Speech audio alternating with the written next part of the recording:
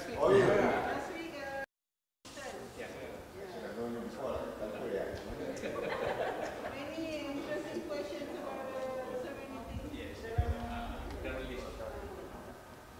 It was about the business going forward, Kepimpinan, and sustainable business.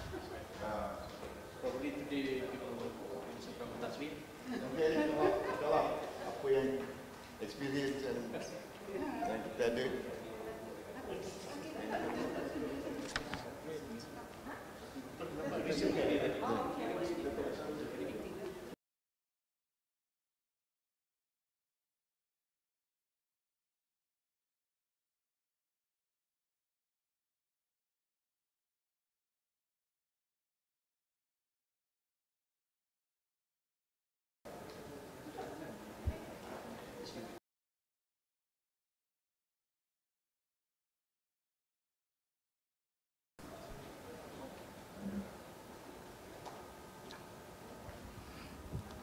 Okay, Bismillahirrahmanirrahim. Assalamualaikum warahmatullahi wabarakatuh, and a very good morning to all. Yang berbahagia Tan Sri Dato Sri Shahril Shamsuddin, Associate Professor Dr. Puan Yatim, Dean of UKM Graduate School of Business, and today we have also yang berbahagia Datuk Muhammad Hatta Ismail from UKM Holdings, our lecturers, students, fellow UKM students and professors, lecturers, and also our viewers and audience from the media platform, which is social media Facebook. And again, we would like to thank you to all of you for gathering with us today to hear the sharing session from Yang Berbahagia Tan Sri Dato Sri Shahril Shamsuddin. And we, on behalf of UKM Graduate School of Business, we are very humble and grateful to have Yang Berbahagia Tan Sri Dato Sri Shahril Shamsuddin as our guest speaker for today's sharing sessions for the Leadership Development courses ZCMF 6518 for the title of Leadership in Times of Crisis. And without further ado, I would like to invite Associate Professor Dr. Puan Yatim, Dean of UKM Graduate School of Business, to give her opening speech, and then later to invite Yang Berbahagia Tan Sri Dato Sri Shahril Shamsuddin to officiate the sharing session. Please welcome Dr. Puan. Terima kasih Mr. Shami for conducting this session since I think last week. We have also event with Dr. Hatta, Dato Hatta. Assalamualaikum warahmatullahi wabarakatuh. A very good morning. Today we're very privileged. Audience here is like a very, I can count 12 of us here.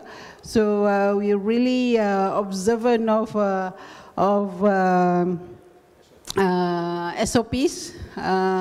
And we're very grateful to those who are on Facebook Live, Facebook Live. So I believe now it's about close to 70 plus viewers right now. So we are di orang kata apa, dua alam lah, ya, alam nyata dan juga alam maya. Ya. So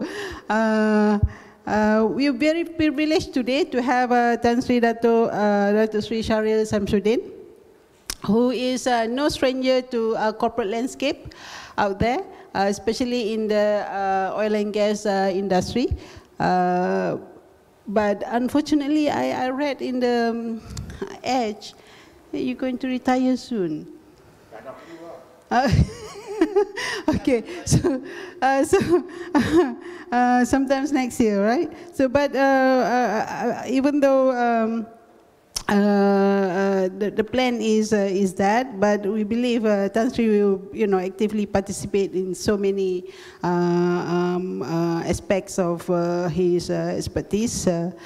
So we're very privileged and honored to have Tan Sri here. Tan Sri is actually our adjunct professor. So we have 4 adjuncts at our school. So we have Tan Sri, we have Dato Karo Saleh, MD of the RHB Bank.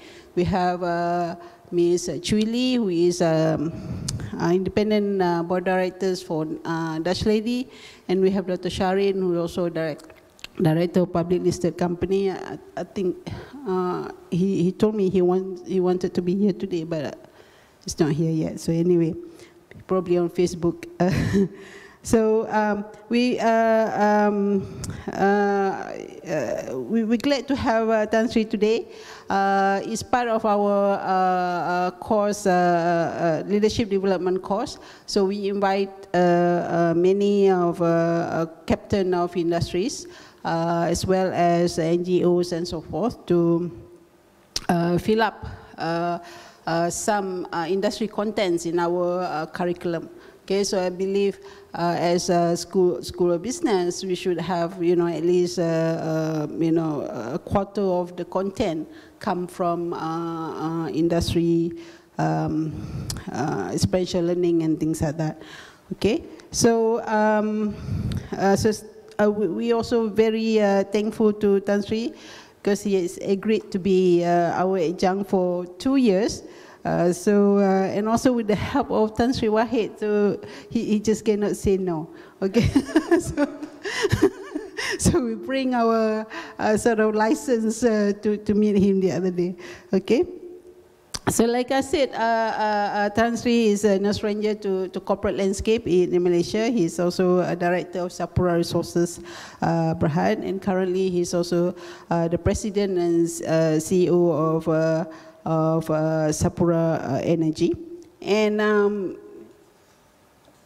those who have familiar with Tan Sri CV is quite prolific in the corporate sector. Yeah, he was awarded Man of the Year award by the oil and gas industry, oil and gas year in 2014. He is also a member of WEF, ASEAN World Economic Forum, ASEAN Regional Strategy Group, also the ASEAN Executive Board of MIT, Sloan, and also the Board of Governors of the Asia Business School, of the collaboration between MIT and also Bank Negara Malaysia. And Tan Sri also a recipient of the Legion of Honor Republic of France in 2007, and also Malaysian Entrepreneur of the Year award by Ernst & Young 2009, and so plenty more. So I'm not going to let the horse speak for himself. So without further ado, I would like to invite Tan Sri to the podium, and wherever he can take the whole floor for his talk, run from one end to another, and so I hope everybody will benefit from his talk today. Okay, so thank you very much. Tan Sri, welcome.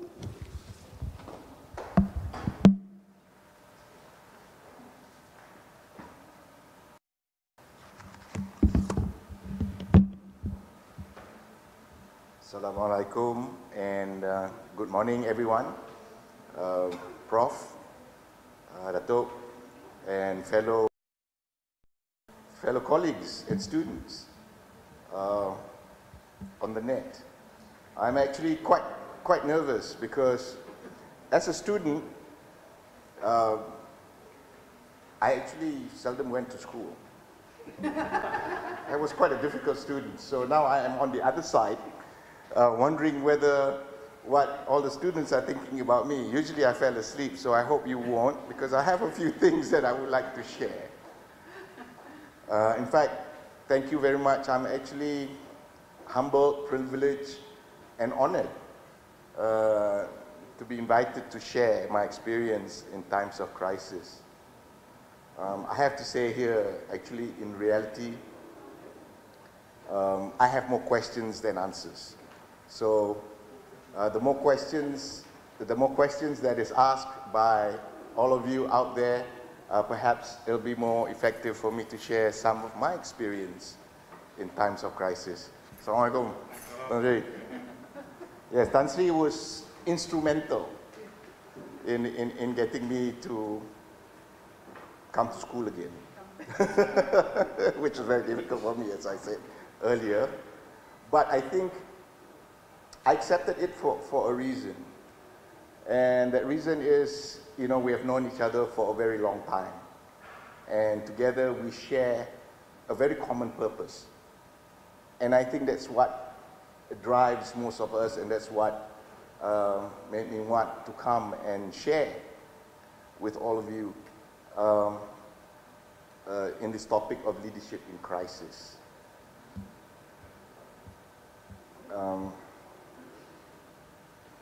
I came back to Malaysia in 1985, 86. I've been away as a student and working also for about 8 years. And it was my mother really that was key in bringing me back to Malaysia. And it was a very simple argument she had. And that argument was, the only reason why you are here is because your father had the opportunity that was given to him by the country. The opportunity to get a scholarship to go to England, to study and to become an engineer. And because of that, he became an engineer, and he then went and became an entrepreneur. And because of the policy of the country, he was able to build a company. And because he was able to build a company, he was able to send you to school overseas. Therefore, you owe. You owe it to come back and help your father and help the community that actually placed you here in the most fortunate position in all these higher learnings places in universities in the US. So that brought me back. That brought me back, other than you always have to listen to your mother, of course. There was no other way, right? But I think that process of rationalizing was somewhat, I will talk about today in becoming a leader, yeah, especially in crisis.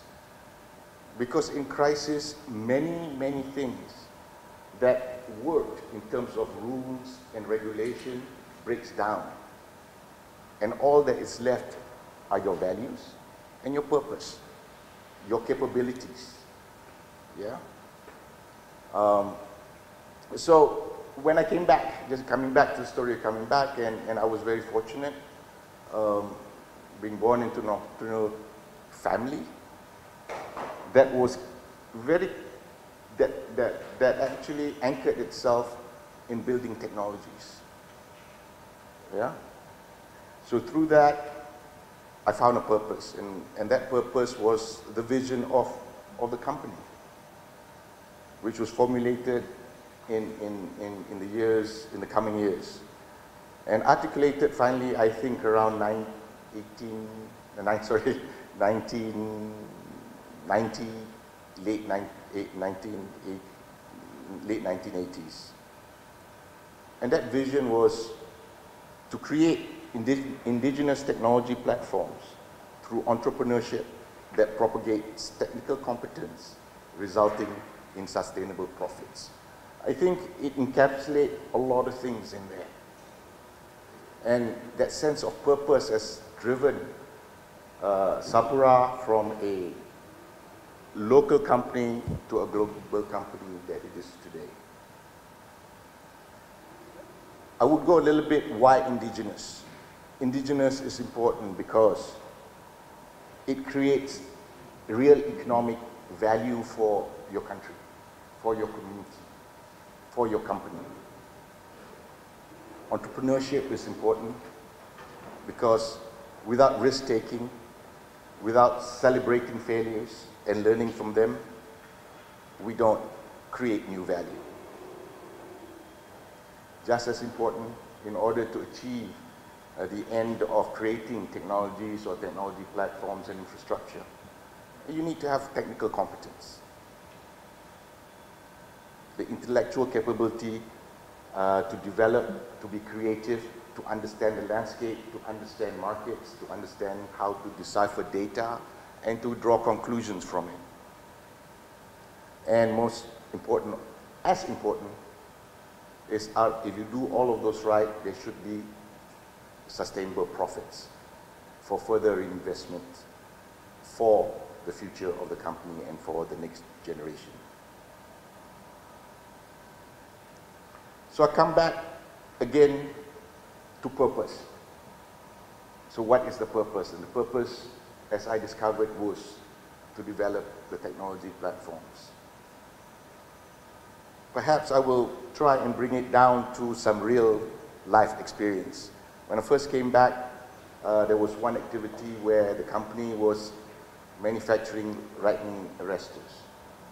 These lightning arresters was a technology transfer from a foreign company from a government purchase. And one day I came and started working, and I was looking at the process. And while there was productivity, the process that was being implemented, I thought was inefficient.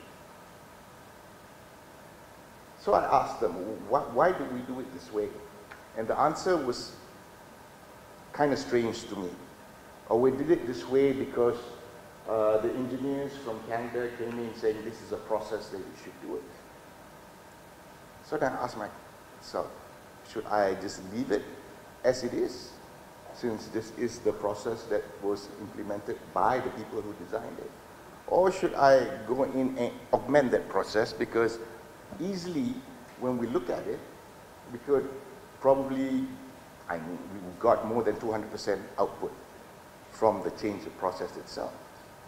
This is then that struck me that we need to have our own technology, our own capabilities to develop these products, because if not, we will always be at the mercy of what knowledge that is given to us by a foreign company.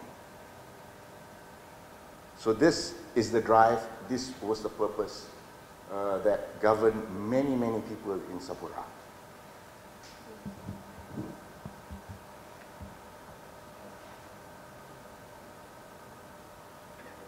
I guess once you have found your purpose, your compass, it will guide you to think in a certain way. You have your technical competence, and most importantly, a leader. Now that we are in crisis, needs to be governed by his values and his purpose. He needs to have both intellectual and moral honesty, especially in the world of internet, where arguments, half truth and half falsehood, can be put together as the truth, and at the same time lead people in the wrong way. So as a leader, you need to have both. The ability to take data and interpret that data in an honest way, so that you can come to a conclusion to guide your managers, to guide your colleagues in the direction that you have to take in the times of crisis. Because as I said before, usually in the times of crisis, the rules and regulations tends to break down, and it falls back on the leader then to decide what are the actions and decisions and the guidance that one must give, the leader must give to his subordinates and his colleagues. It is a combination of all of these factors, I think, is important, crucial in times of crisis, when it comes to understanding the landscape, looking at the data that's ever changing. It is as important to have colleagues that would actually sit down with you and decipher that information and challenge you. Because I tell you now, a leader in times of crisis not only leads, he also has to follow sometimes. So robust processes, interactions with your generals, if you may, is so important. And most of all, I think in times of crisis, a leader must have empathy. If one was just to follow the norms of a non-crisis period and import it into a crisis period, I think it will be devastating. I think we see examples of this. We are now in a crisis. We have countries and areas where there is a spike in COVID infections and absolutely very little intervention to reverse it. Because why? Because they follow the rules of regulation, they follow the values of pure capitalist approach, where it is more important to go out and open up businesses rather than to preserve life. This is a very difficult balance to take. Is it life or livelihood? Yeah. And you can see the ones that have empathy and focus on people have managed to control the virus more than the ones who have put more emphasis on the economics of the country.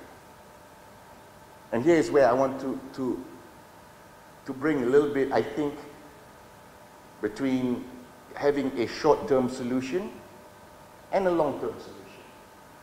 Yeah, it's quite obvious that, you know, we have to survive in the short term to have a long term. But I think that balance of looking at the situation, understanding the landscape in the short term and the long term is so crucial. And it is empathy that it's going to play a big role, because it will then balance what is needed.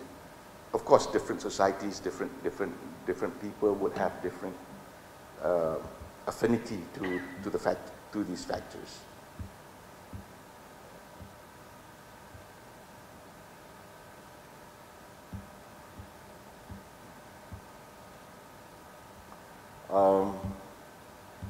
I guess now I've talked a little bit how one could formulate solutions and vision during a crisis. And I recap again the need for technical competence, the need for courage to do the right thing and chart direction and communicate it, the importance of being both intellectually and morally honest, and the role of empathy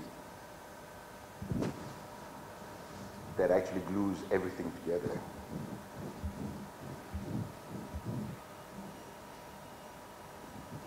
And it is here I would like to touch a bit in the business environment, where stakeholder management and the communication to the stakeholders is so important.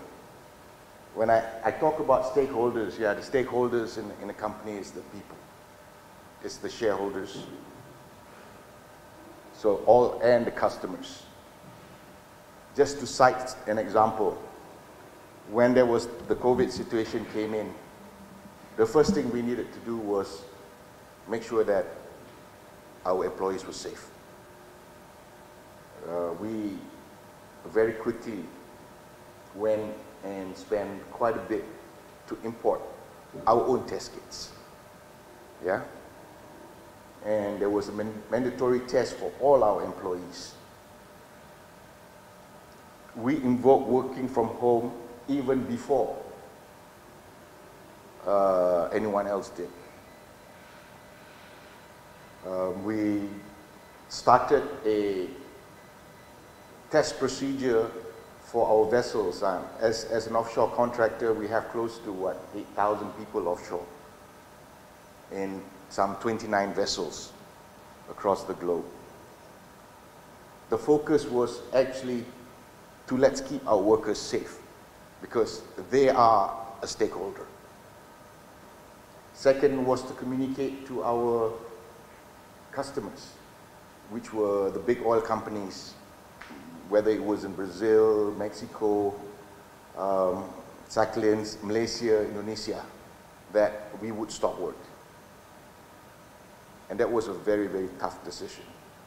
It's even tougher when our company in the industry is going through a downturn anyway. Yeah? But we needed to do that. We had to put in a safe protocol for our employees to work. Then we communicated. Then we made our customers understand that in the short term, we have to take care of each other's, I would say, economic value. But we, in general, managed to convince most of our customers, yes, we will stop all our projects until we figure out a way to do it safely. And that we would take care of all contractual financial obligation at the end of the contract. It took a while, especially when you're talking to the most powerful companies in the world, like the Exxons and the ENIs and the Saipams, where they can say, hey, we just terminate your contract because you can't do it. Instead of going to a forced merger situation, we negotiated a way by being rational, being arguing and negotiating based on values of what we had to do. And I think for the most part of it, it has been very, very successful, alhamdulillah.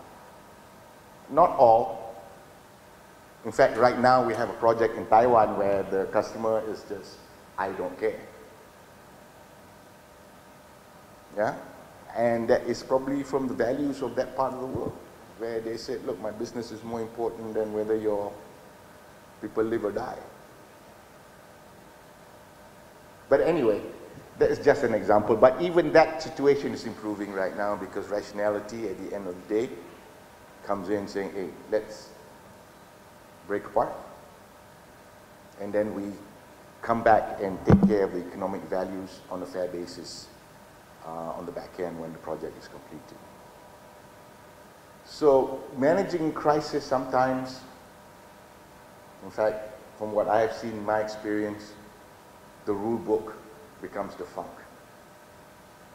Governance focuses to self-governance, yeah, and values and purpose.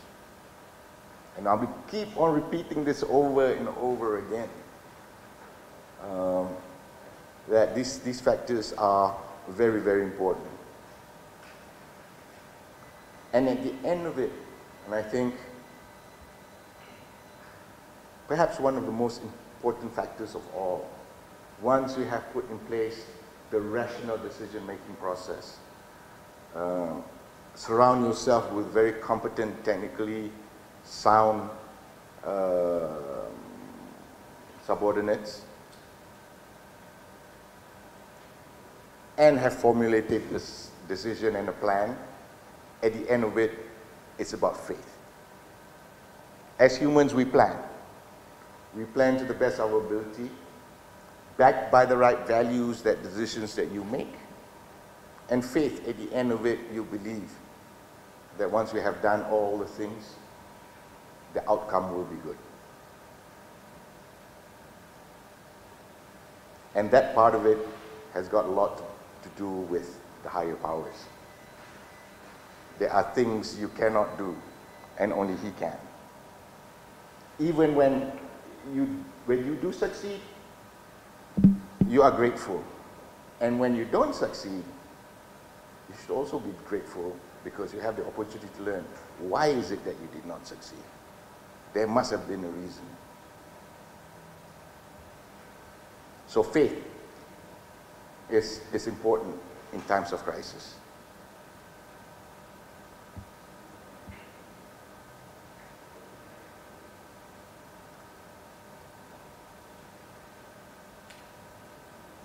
Just a little bit again about Sapura. When I joined, I was going to say when I was forced, but there was some of that. I joined to become the MD of the company a long time ago. It was a telco company. Yeah. And at that time, I think we were very young. I think you remember there was super overcrowding of the telco space. And I said, well, we have to be real. Relative to the other players, our capital base was very small. Yeah. Relative to other players, our technical cohort of expertise was even smaller. So what we did was, hey, we need to transform. So we went on an offsite in Langkawi in 1997. And it is my fortune that I had a lot of good people around me. We broke up into teams and we look at data. We look at very, very theoretical stuff, being just out of college, right? Just putting into buckets, what are the strengths, what are the weaknesses, how does the landscape look in several industries. And one of it was oil and gas. We didn't know anything about oil and gas. So we had to learn. We started with just doing diving job.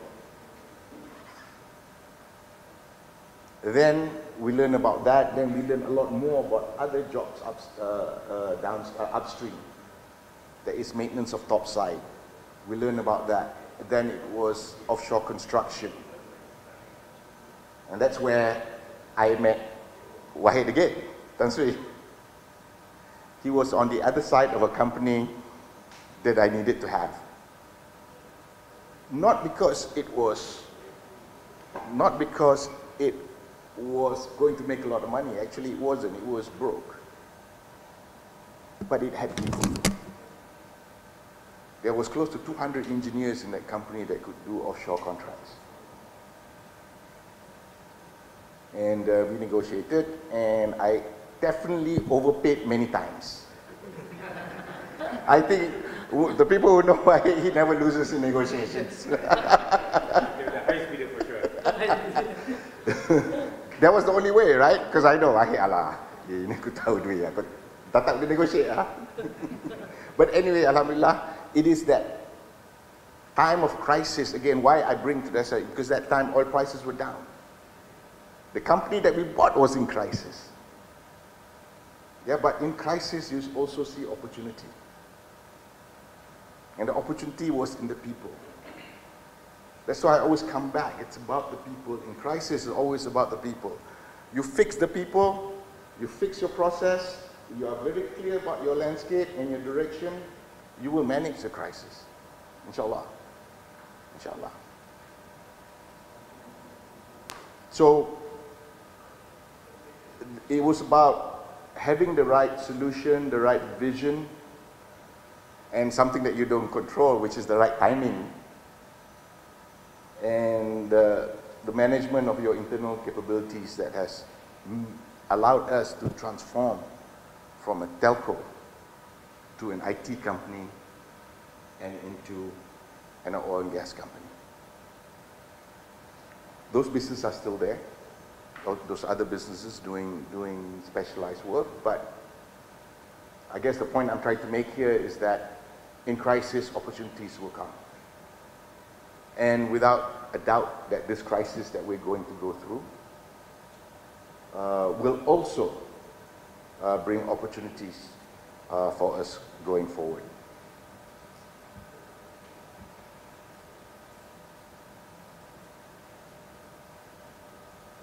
You cannot separate the people from the company. And you cannot have a solution for a crisis without looking at the people, because crisis exists everywhere and every day, whether big or small. And it is always not predictable. Yeah? In the same time when the company was facing crisis of a triple downturn, we had 3 of my senior people fall severely sick, including myself. 2 of them got cancer. And I, unfortunately, was diagnosed with a condition called arterial venous malformation, which was a malformation in my brain, in the blood vessels.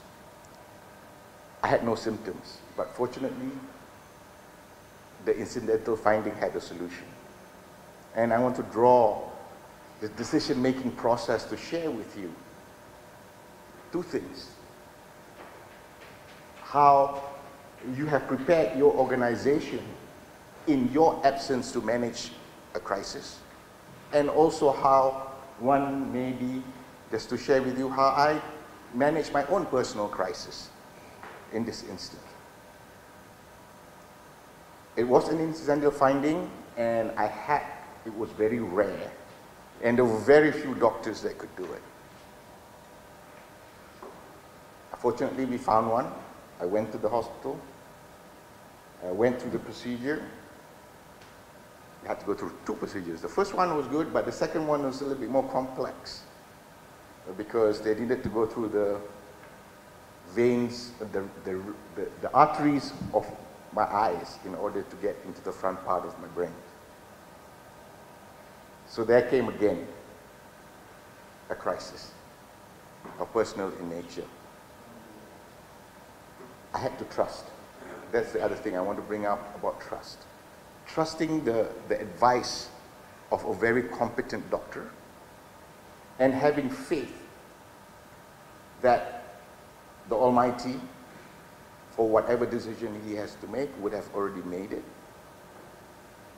and that this was going to be a solution for me. Alhamdulillah, I'm here. But the evaluation of the methodology and the advice and the picking of the right advisors to point you in a certain way is so critical. Again, managing crisis needs a team, needs capabilities and needs competence. And it needs faith once you have put it all together.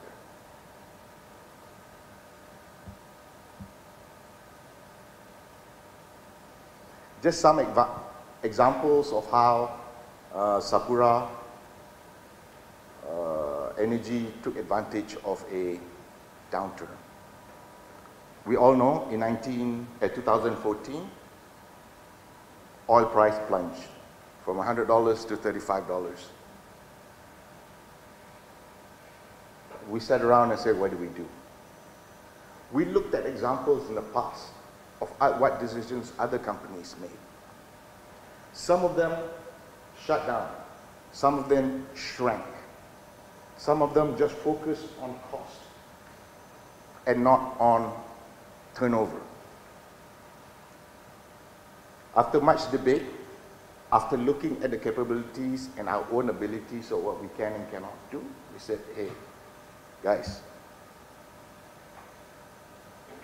we need to grow the top line. This is the only solution that we have, direction that we can go, because we owe the banks at that time 19 billion for building up the company, and we had 19 billion worth of assets to execute work. The market was shrinking in Asia. The logical thing to do as a strategy was open new markets. We have the capabilities, we have the engineers, we have the accountants, we have the project managers, we have resource.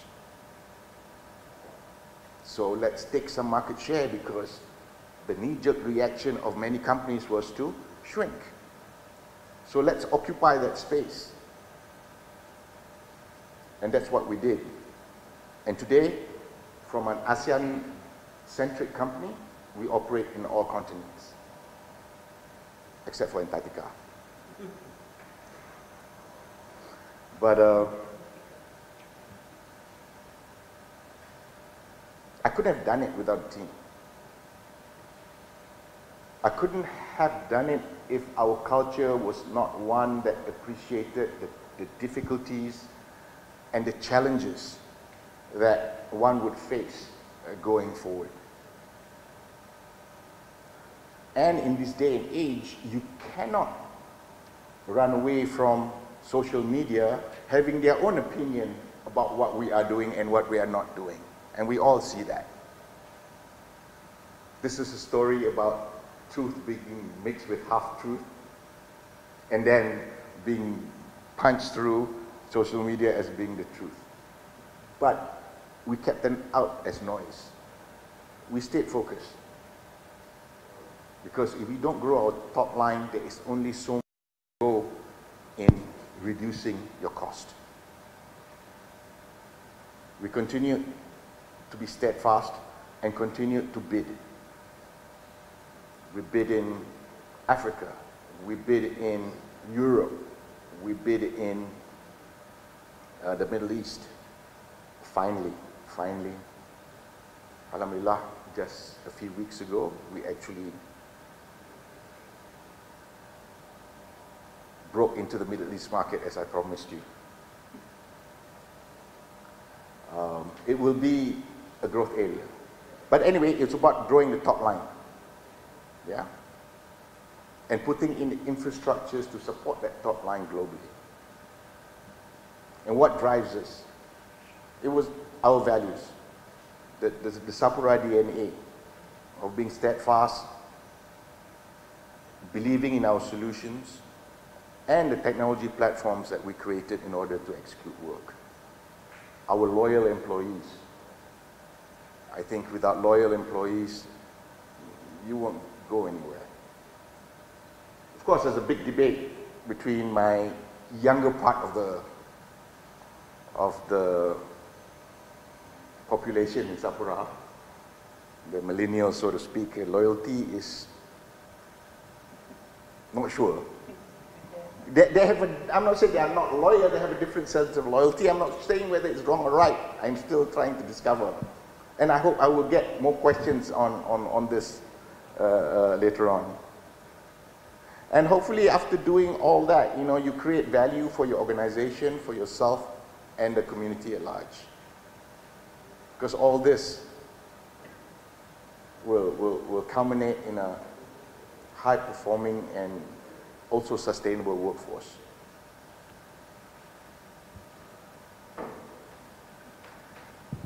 I brought up the example just now about short-term pain and long-term gain, yeah?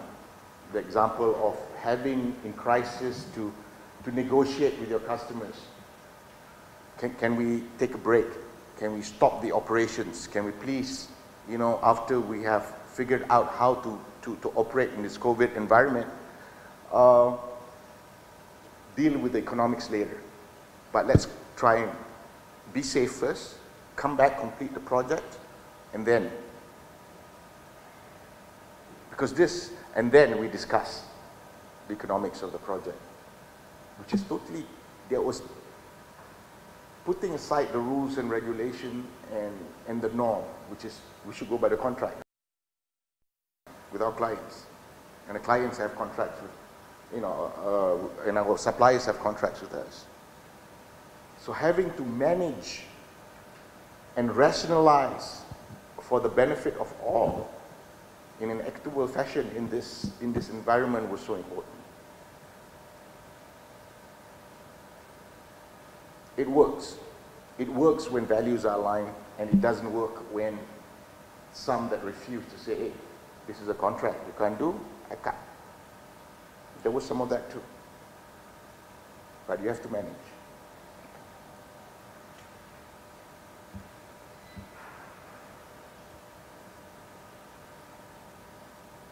Talked a little bit about empathy just now already, because I feel it's such an important thing in times of crisis. It's something that has been infused into me from my mentor, and also to the rest of people that have come in contact with them. And it's of course my father. Shamsuddin in his book, mentioned, it is our moral responsibility to look after our workers, especially during an economic crisis.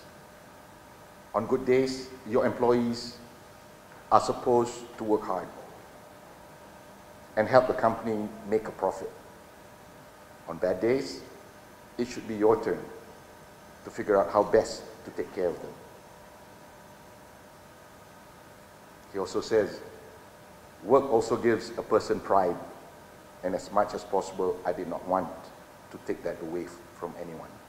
I think it's such a powerful value that binds people together, that binds teams together, so that they will sacrifice in the short term for the benefit of the long term.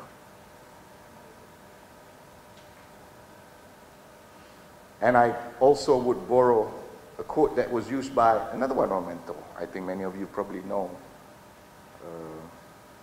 Dr. Ramli. He gave me this quote at the Langkawi Summit, that summit that I talked about. He said, Andrew Carnegie said, men are developed the same way as gold is mined. When gold is mined, several tons of dirt must be moved to get an ounce of gold. But one doesn't go into the mine looking for dirt. One goes in looking for gold.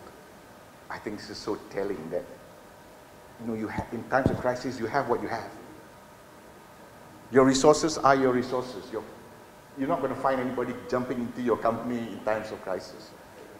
So if you are already an organization that continues to look at what is good in a person instead of what is bad, and continue to mine what is their strength and develop it, when crisis comes, it comes on automatically. Just as I mentioned, I had to go away for a good month and a half in the times of crisis, but there were people in the company that said, boss, don't worry about it, we're here.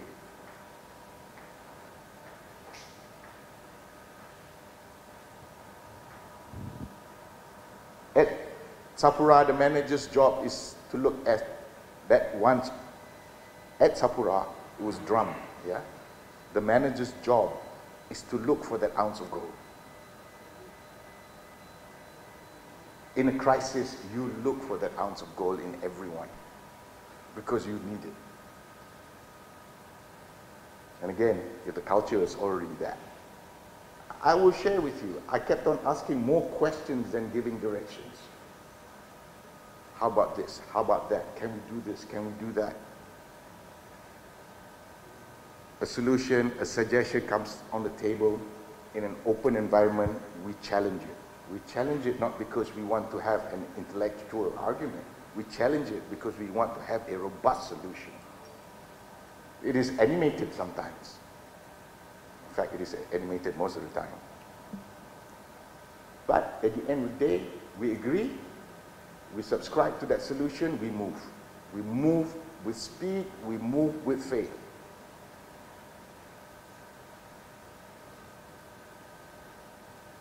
He also said, what you reap from life depends on the grace you show the young. The compassion you have for the old, and sympathy for those in need, and tolerance for the weak and mighty. I give you this example not because empathy is important, but because of the focus of Sapura that had on how people were managed and treated in the company.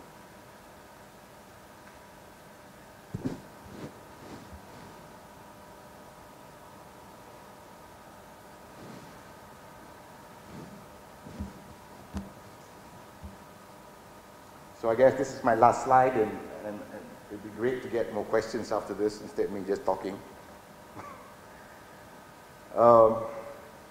I guess there's no comfortable day for a leader. Managing crisis is about overcoming challenges that is needed for continuous improvement and positive evolution. We need to recognize needs. We need to understand the sense of economic value, and also use the skills and technology that you have acquired or developed to manage in times of crisis. With that, I thank you and hope to get many, many questions so that I can share. It is definitely, again, I say, an honor and privilege to be able to interact. Honestly, I have more questions than I have answers, especially in this ever-changing paradigm that we live in, where the individual will have more resources to himself relative to the growth of resources available to organization, and how young people, think, and how they think about values, how work environment is going to be. We've already been pushed and propelled to work virtually. Yeah, the ability of that individual to be a private contractor and still work for multiple customers are coming. What is the future of organizations? How do we manage crisis when there is very little interaction in one space? There is little knowledge about each other personally, but only knowledge about what we see on the screen. So hopefully we can share our experience. I regard myself still as a student, still learning, and please ask as many questions as you would like, especially difficult ones.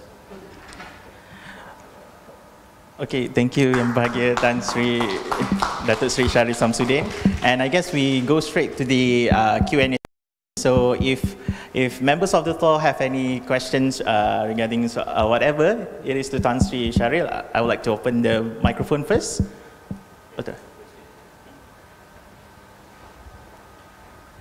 Okay, Tan Sri Shahril, thank you for your wonderful experience and also wonderful sharing. So I have a question.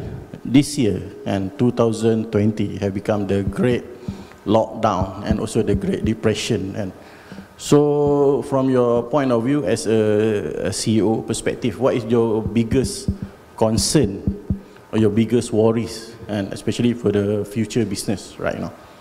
Thank you.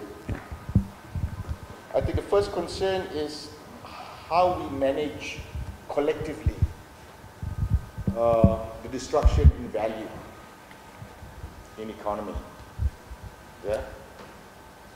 and how we recover it. I mentioned just now on a project basis, where there is a contractor and a client. You cannot go to work. You know there is cost running. The client owes money to the bank. The contractor owes money to the bank. There is a deficit there. How do we manage this? I am not sure if different lenses are applied to the situation. A lens of a capitalist, you go to arbitration,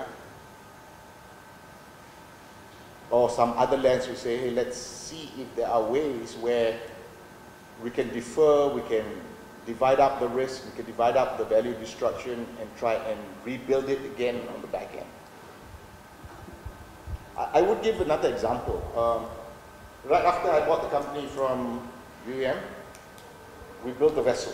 It's called the Sapura 3000. It's a vessel that is a combi vessel. It does deep water installation, and it can lift 3,000 tons. It was one of a kind at the time. So we had a project where it was an integrated project between Shell, Exxon, Cherry Gali. On the way to pick up the topside from a yard, not our yard, it was somebody else's yard, the transport of the topside broke. So the topside could not be loaded onto the barge, the vessel, to be installed at a point in the ocean. That in turn caused a knock-on effect to the other client. So that was a crisis. It was a real crisis for me. Dah lah, first project. Benda ni sangkut, not my fault. But I have a contractual obligation. In that instance, we had a great client. I won't use the name, but we went to him and said, look, I can't. I can't install at the time that is prescribed. And to them, it's a lot of money. Because if the top side doesn't work, not just the top side, which is maybe a few hundred million, whole project is few billion, is sangkut. And so we had a conversation. I said, how about this? I will do the work. I will get another vessel at my cost to complete the work. But give me the opportunity to recover my cost in future projects. The values were aligned. We were aligned in making sure that the project goes online. Yeah? So we go in and said, okay, fine, I'll do it. So we brought in. And the other task I had was to go to the board and said, I need another 45 million ringgit, which is unbudgeted for this project because we got stuck. Of course, there were members of the board said, hey, you just go through the other company. I said, that doesn't help. It doesn't help. It doesn't help because I will still be late for that project. So risk was 40 million. Okay, fine. How are you going to recover? I said, future project. But future project was not there yet. All I had was the word of that individual. All I had was to sit on the values of the two organizations saying that they will make good. That's where the alignment of values, the purpose, the faith. But alhamdulillah, that's exactly what happened. Yeah. So, coming back to the economic value we were talking about just now, a process to go through in the same manner may be the solution. Yeah? A step back to recover whatever that's lost in the long run and not shut everything down through contractual obligations. This chain effect, I think we all know, is going to come to surface maybe mid next year. I don't have a solution. I have only to hope that people will be guided by the long-term good and not be too preoccupied to turn around so quickly and go down the normal litigation route to recover all this economic losses. But that is one lens, that is my lens. There are so many other lenses that could also be correct. Yeah.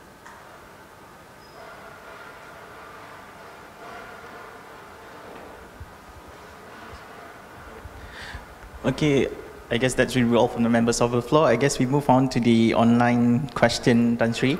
I guess the questions now will just boom into our Facebook Live with hundreds of viewers, Tan Sri. For the first one from Inisha Kanan, hi Tan Sri, have Tan Sri made any wrong decision in an organization and how you overcome it? Please share to us on your experience. I think that is such a great question.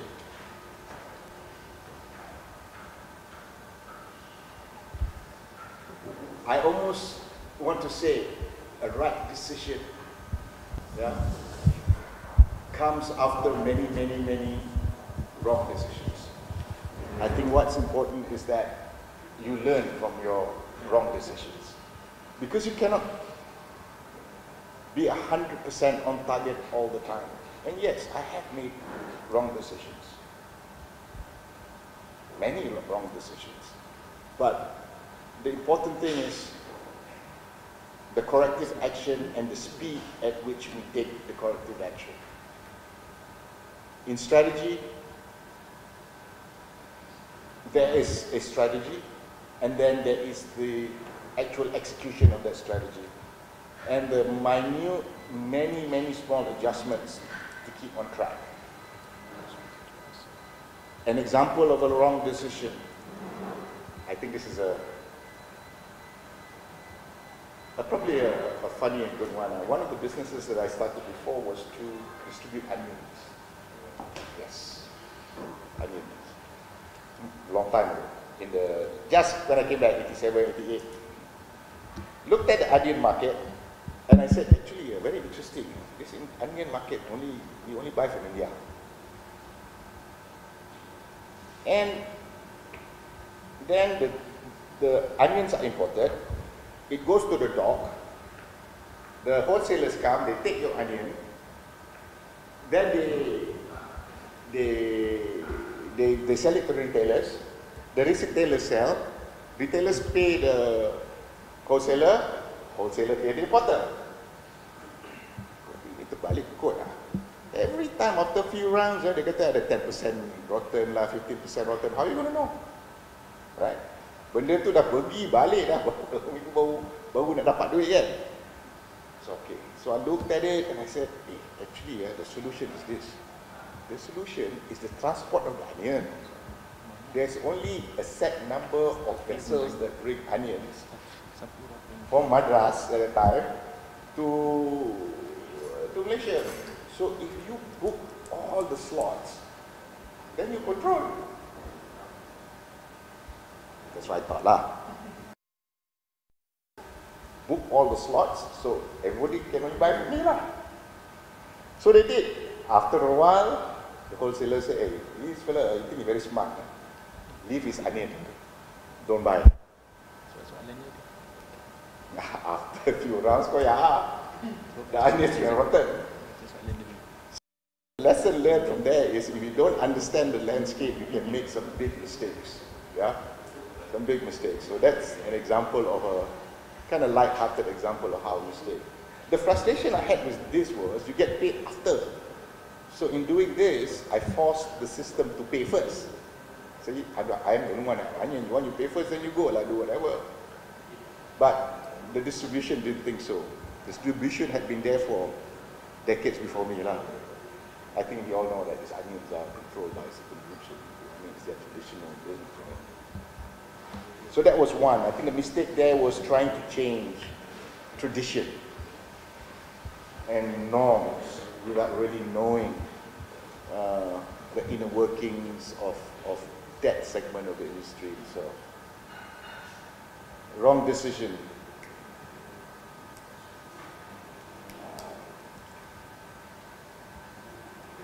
Well, this is another debate we can have. Yeah, we went in and built assets. Yeah, from some lenses, they say it was wrong decision made by Sapura Energy because the asset yielded so much debt, and that Sapura should have just leased it instead of buying it. Some say it's a wrong decision. But we do see examples of companies today in crisis where they have a market, they have the ability to have a turnover, but because of the crisis, the turnover goes away, and this company today has debt and no assets.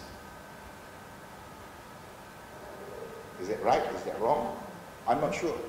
But in our case, we have assets and we have the ability to go out and get even more turnover. Yeah. At the bottom of the crisis, we were about 4.5 billion turnover. Today, because we have assets, we can mobilize it. Our turnover should be around 5.5 to 6.5. Probably 6.5 for next year. So is that wrong or right to have so much debt? But if the debt is backed by asset, I don't think it is. But other people think it might be wrong, so the debate is still out. But inshallah, we think we're right. Because we already started to turn over. To break even this year. In crisis. I hope that answers your question. Sorry, can I interject?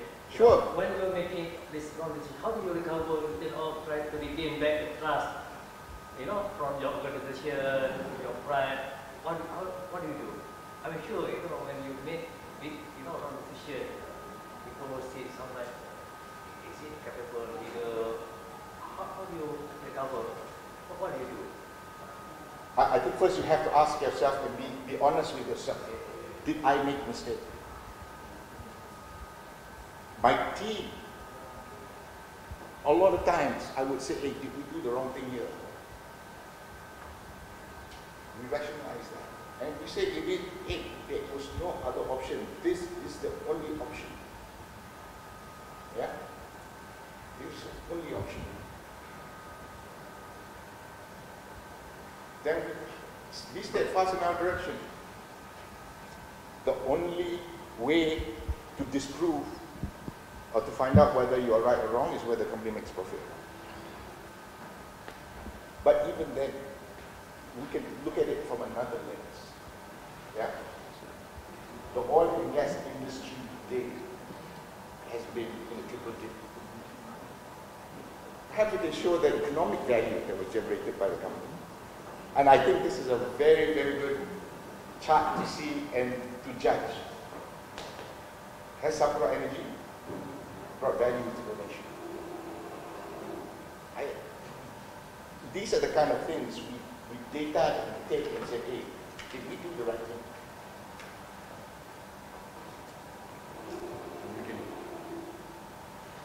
Here we see the company today. Mind you, we borrowed 19 billion. We are now in a crisis, we brought it down to 10. And we are on the way to bring it down even further. 86, I go to the people. 86% of the total workforce. Global workforce are lazy.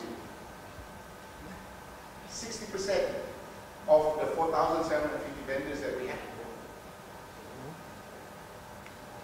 are Malaysian.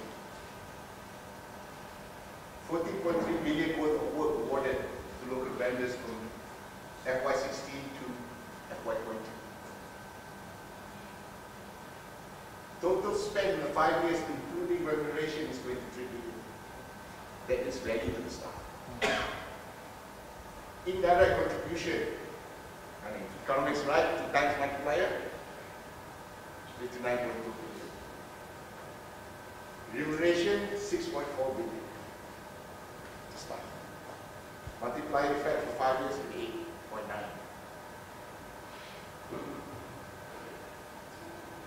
Cash, repatriation, 2 billion less. So, what was our purpose? What was our purpose? Isn't this our purpose? Except now, I have to give shareholder return now.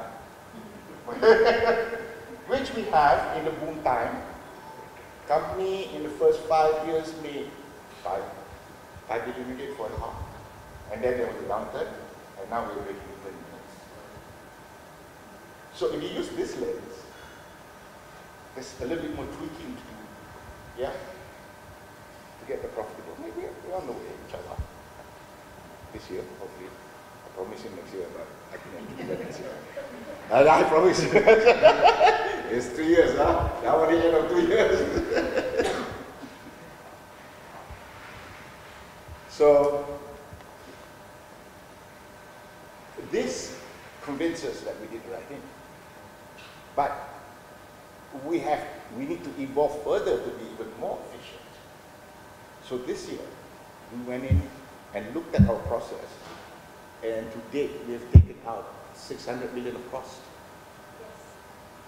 Yes, 650 million of cost.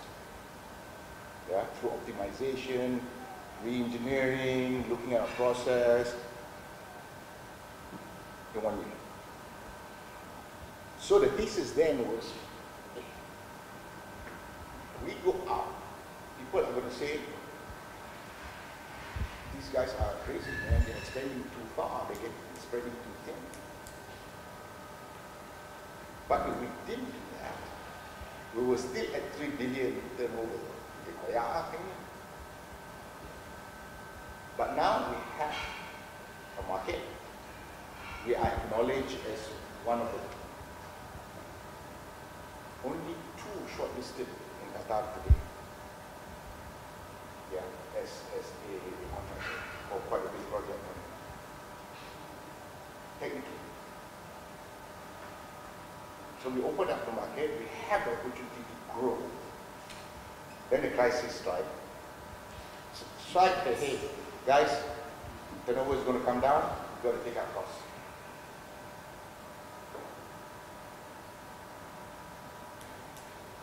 So the question was about wrong decision, right? Just, I've never made a perfect decision, to tell you the truth. Made decisions with a lot of adjustments.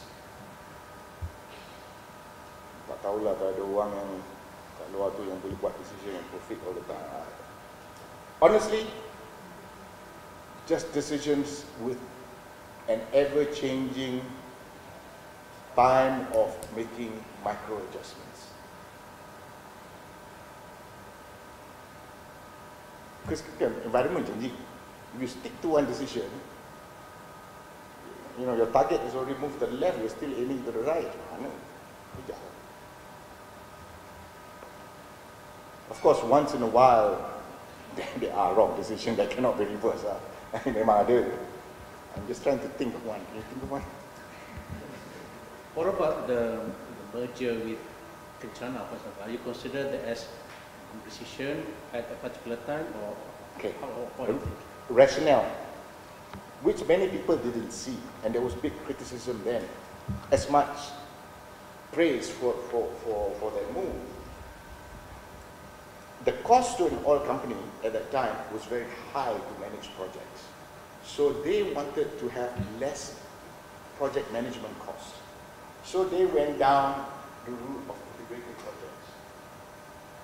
So they will evaluate a contractor and say, I will give you a turnkey project, provided you qualify. In order for you to qualify, you need to have a fabrication yard, you need to have engineering, you need to have the ability to install and transport. If not, you play at subcontractor level. But the world was moving to EPC. So the choice was limited. So there was that merger. That merger enabled us, qualified us to go into the region and take on EPC contract. Was there a mistake? Yes. It was not a mistake to merge. The mistake was not enough time to integrate the culture, to integrate the purpose, to really understand that one side of the business was actually, at that time, an allocation-based business. On our side of the business was a bidding and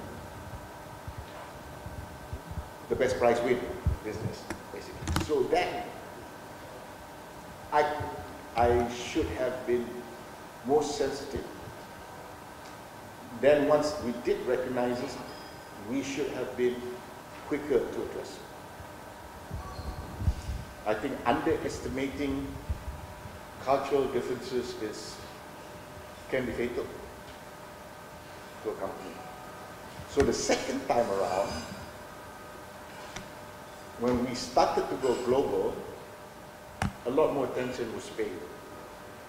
We have 22, 23 different nationalities working for us. In one room, we could have a French, Indian, British, Melayu, India, China. And at the beginning, it was very challenging. Who said, you understand what you're saying, right? He said this. No, I'm asking you understand as is what is intent in saying what he's saying. Orang India daripada India, cakap dengan orang India daripada Malaysia, dia punya Tuhan lain. kita cakap dengan Indonesia pun lain, your intent is different. So that kind of soft cultural mix, I think you need to be mindful of it. And that, if you say one of the mistakes I made, would be not focusing enough time on it.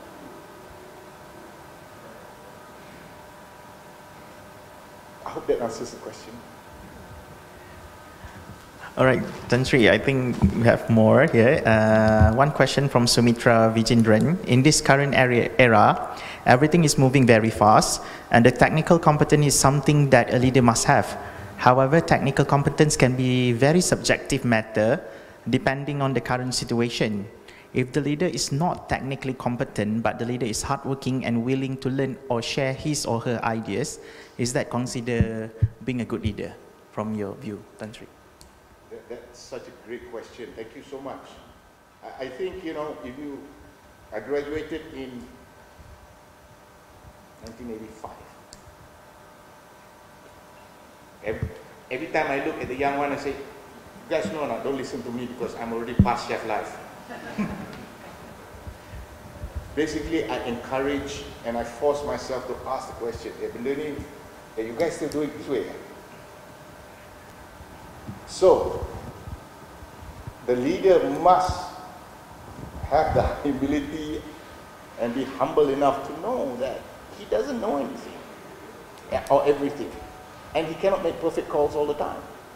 So surrounding yourself with knowledge that is ever changing and advisors and managers that can tell you what the state of affairs are at that point in time that is relevant to the landscape is so very, very important. So listen. Listen. Continue to replenish the technical capabilities, competence in your group. This brings back to the thing I mentioned just now. Going forward, we have individuals that are going to work from home. Perhaps, I don't know. The work environment will be monolithic, organizations will get smaller, managed by private contractors who are actually individuals that are working for multiple companies. Katalah, accountant. Why must you work in one company? You can work from home, right? We have technology. We have processing power that is so good and fast and powerful that an individual has a supercomputer on his desk today, relative to 20 years ago. I mean, only God knows what he will have 5 years from now. Applications like AI that can help and augment and make that individual so much more knowledgeable and capable. So again, how do you as an organization, as an individual, as a leader, continue to renew and rejuvenate yourself? I think this question on technical competency is so relevant. Thank you very much. So I guess in a nutshell, you have to rejuvenate your knowledge with the technology that is available today. The workplace is going to change, without a doubt.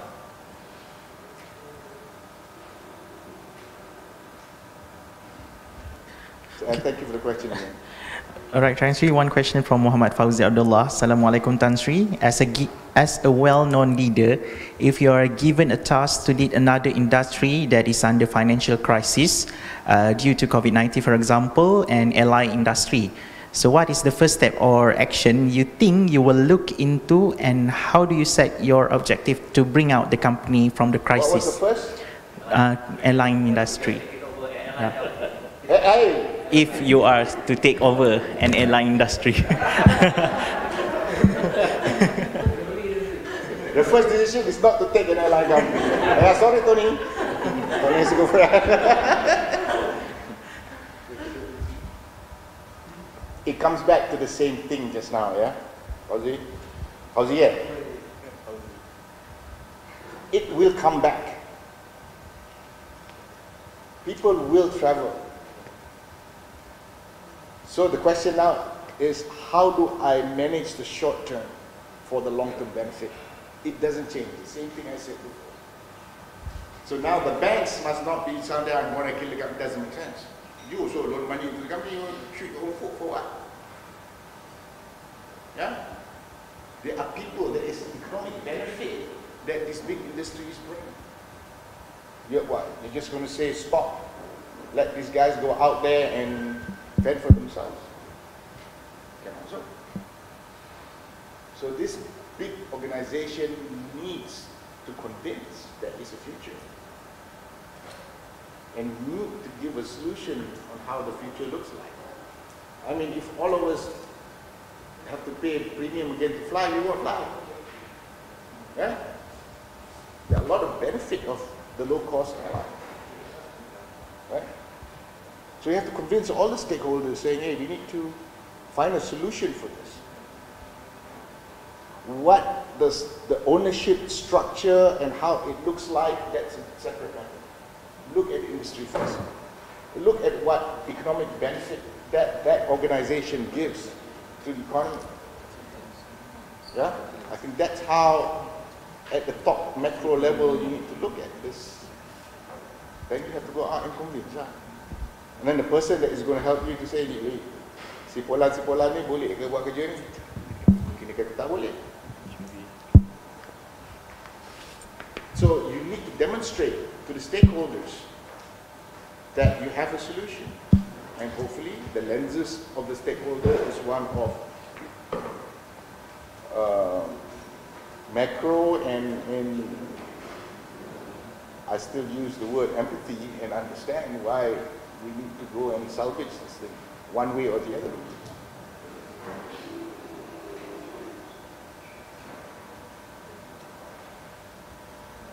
It's important that we have our own industry. Okay, let's talk generally here.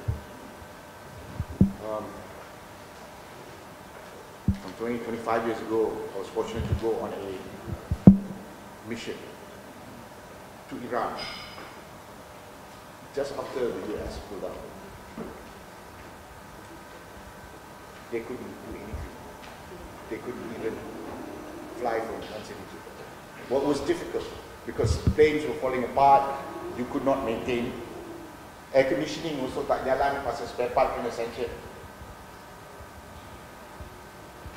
So for the country, I think it's important that this basic infrastructure and capabilities, whether it is oil and gas, whether it is communication, whether it is in the military, to have some sovereignty over this technology. Sovereignty over these services, where we are not dependent on, totally on, is it possible, totally on external companies. If we don't have this here in Malaysia, we'll always be dependent. Kita nak cari minyak pun kena bawa contractor from overseas buat. What if they decided not to come? Because they got upset because some of our leaders said something bad about their leader. Then we have no income. So again, trying to answer this question, yeah, so I have to demonstrate why it is critical to save the industry. Whether it's the airline, whether it's oil and gas, whether it's defense electronics, whether it's food processing.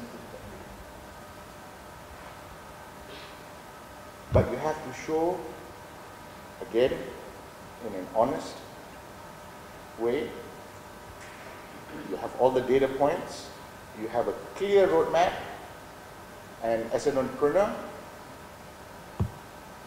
put some more money in now, so that you also have stake in the game.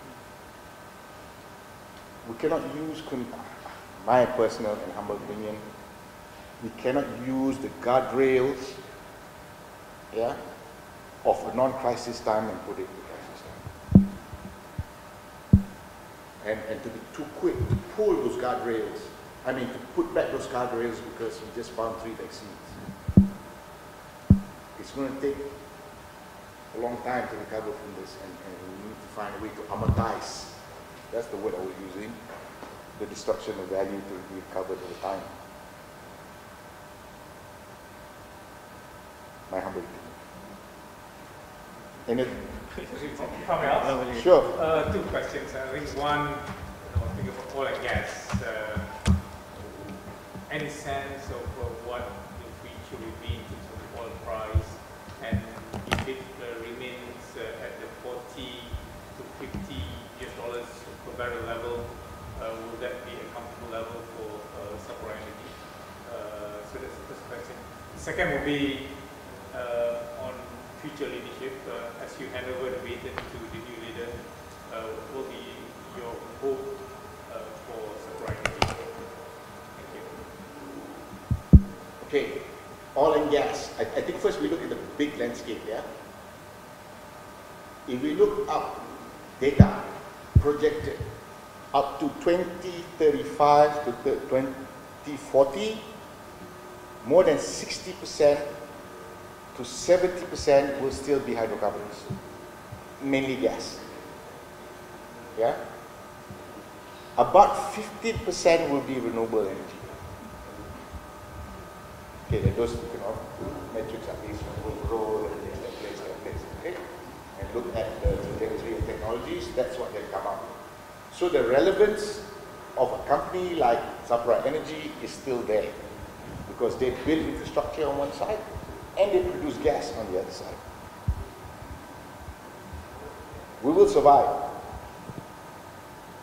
comfortably between 14 and 15. Yeah? Very, very comfortably. We are one of the lowest cost extractor, I would say, globally. I wish I could tell you, but why do you have to tell you? So after this one, the Petronas say, this is always say what you say. And handover leadership. I think we've been very fortunate. Yeah. When I met you, I said 3 years. In 2 years, we found someone. And that individual has, over the past month, been received very well. I had a conversation with him, and he very happily said, that's it. I've never come to a place that's so welcoming.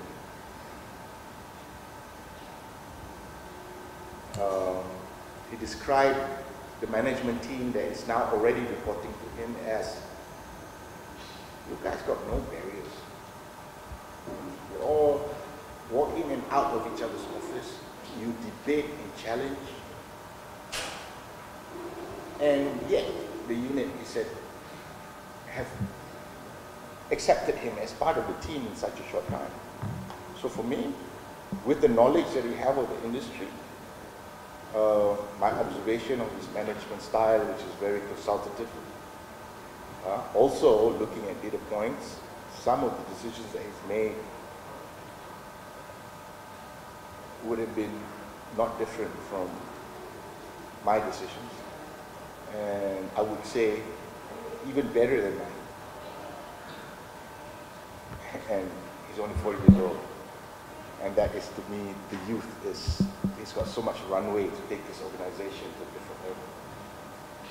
And of course, our board has been now populated with people who understand what oil and gas is, which makes it easier for management.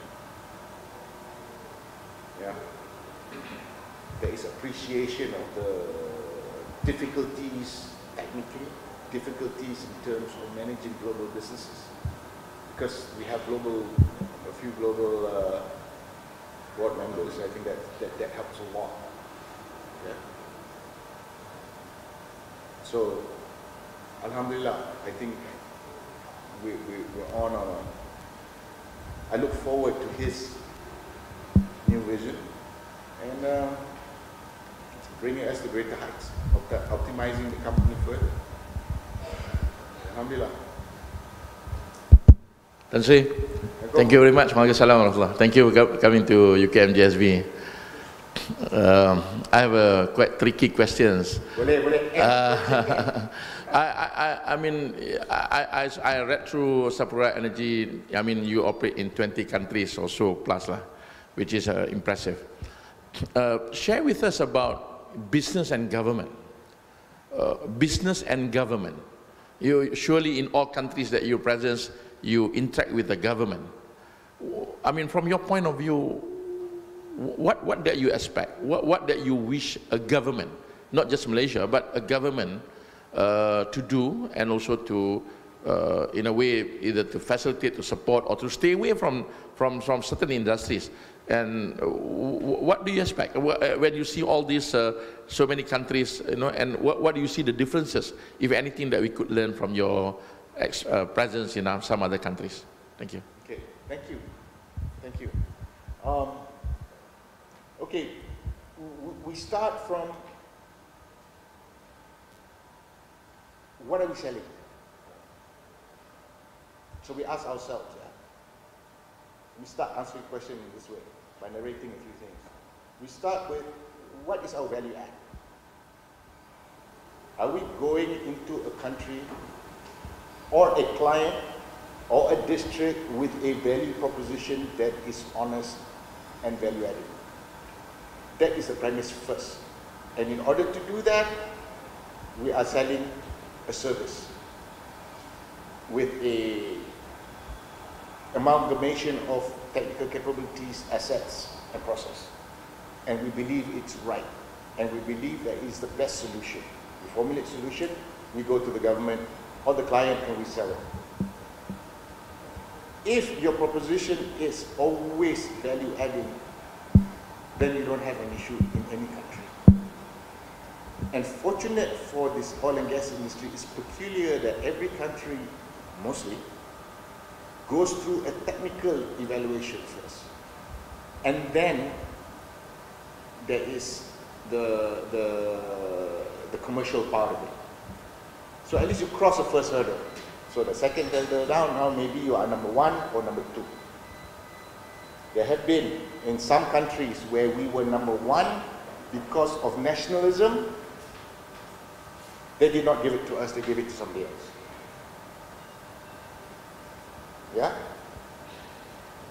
In those instances, you don't have a conversation, because hello, even you go to him and say, hey, hello, I am so-and-so country, I have to give to so-and-so people, because they are local. So, in those instances, there's not much room for a conversation. But if it's between us and another foreign company, I usually go and convince and convince and convince. Yeah? And we have to be very careful. Because, I don't mind, there have been a false, fake news just recently about our issues in Brazil, which is not true. It was fake news. And it impacts the brand of the company. So you've got to be careful that when we do business in foreign countries, we do not engage in undesirable practices. Either you go in with your technical capability and competence. If you can't win on that basis, turn around and go to another place. Because the impact of doing any other unsavory practices will be totally damaging to the reputation of the company. I hope I answered your question.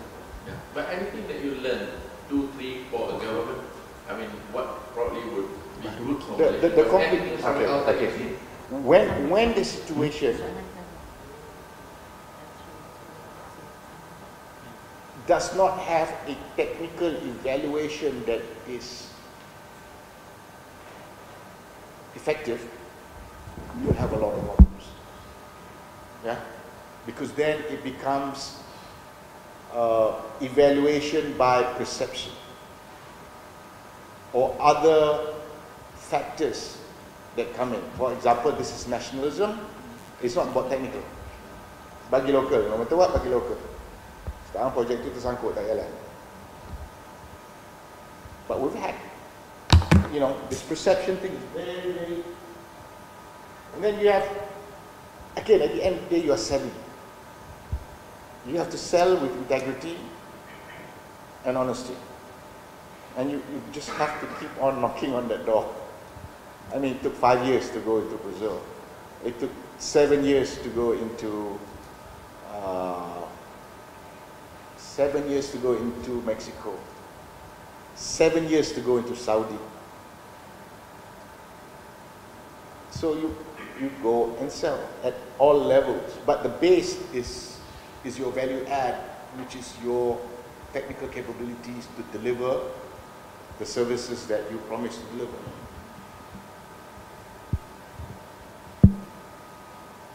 You do have to it's tough because there's all kinds of prejudice. Very difficult for a northern hemisphere country or government to say this budak Melayu from Malaysia, in their perception, still live on trees 30 years ago, can go and do ultra deep water work at 3,000 meters. Dia tak boleh connect. So you have to show. You have to show. But it takes a long time.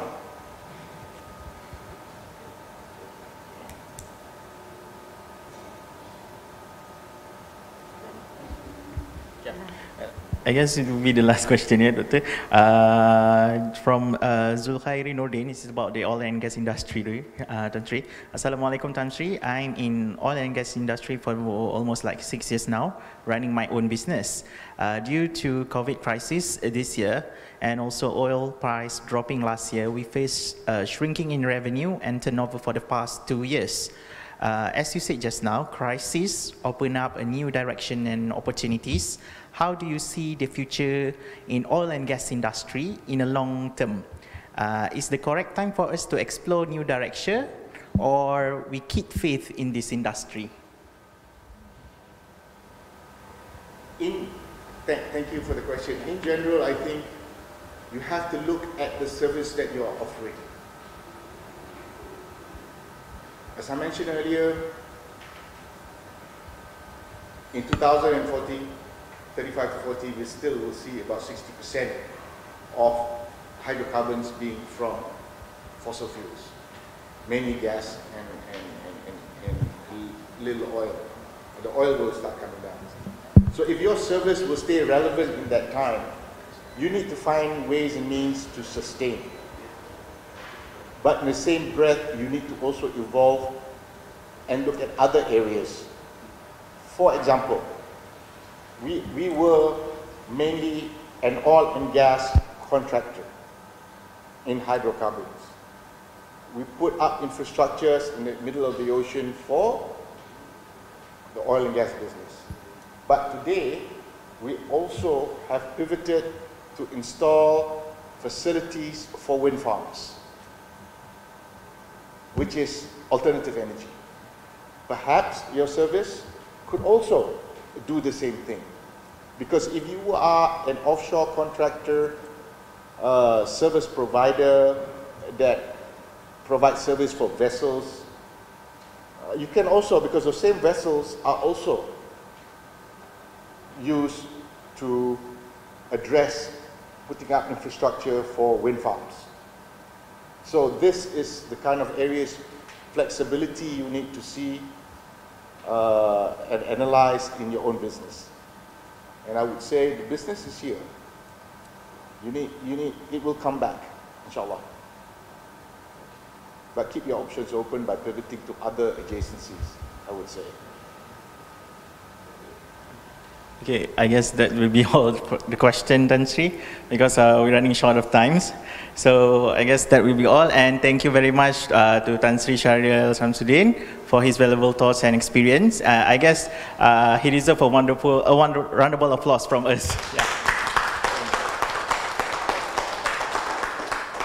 Again, thank you very much for inviting me. As I said, I'm honored and humbled. I love being in universities. If you read my father's book, it says, you know, I'm not going to let that boy be a professional student. Now dah masuk universiti, mungkin nak masuk kos ni pula.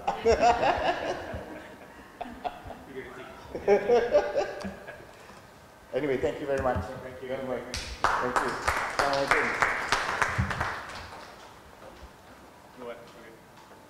Okay. Thank you. Wah, aku buat benda yang so unnatural to me. This one.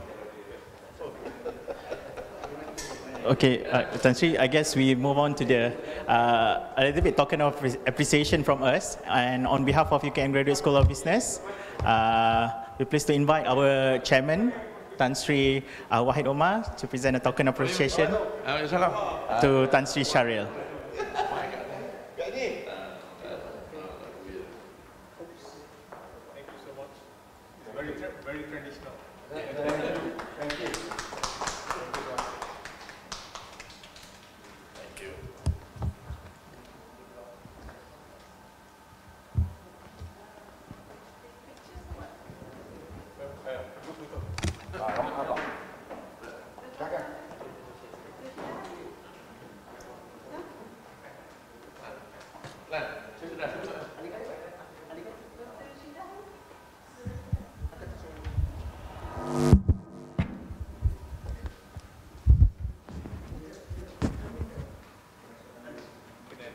Semblance of 1 meter. Little distance. It seems to be distance.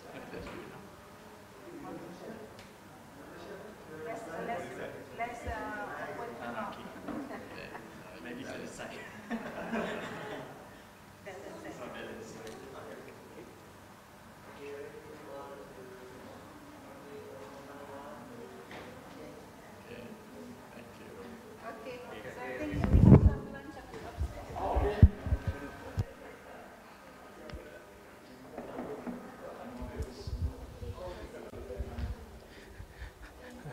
And again, thank you very much to members of the floors and also our viewers in online and Facebook Live.